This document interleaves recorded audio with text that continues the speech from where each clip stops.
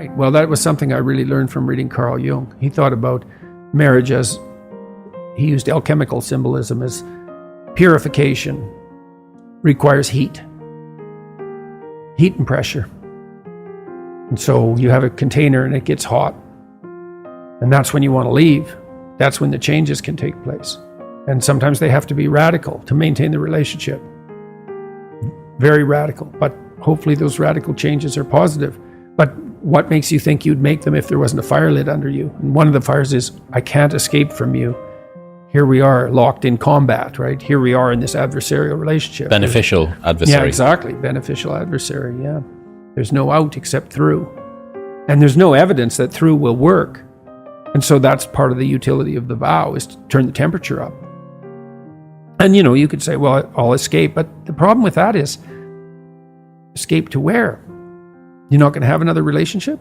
And if to the degree that you brought the catastrophe to the previous relationship, which is at least a 50-50 probability, right? What makes you think you're not going to bring it to the next relationship? You're the common denominator between all of the That's right. experiences I've had many bad relationships. Like, really? I've never met anyone I can trust. Okay. Everyone's motivated by power. What's the common denominator here? Exactly. So, it's tricky because lots of people in my family have been divorced, which is the case in virtually every family. And I don't feel like I'm in a position to shake my finger at people and say, you failed, and with more effort you could have succeeded. That's not up to me to decide. And many of those people have gone on to have more successful relationships the second time around.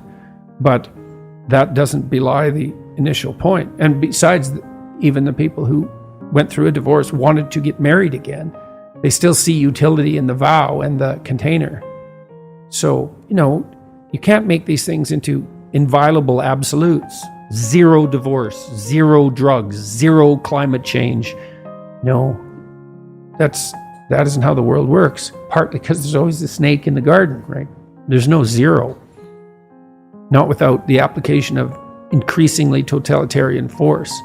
There has to be some leeway, but you don't blow the whole systems apart just to provide some leeway. It's a very difficult thing to negotiate. I've had clients who had partners that really couldn't be negotiated with. The whole idea of negotiation wasn't negotiable. And I didn't see they really had any choice to either maintain the millstone around their neck and drown, or to leave. It's an awful choice, but that doesn't mean that marriage is a prison that no one should ever enter.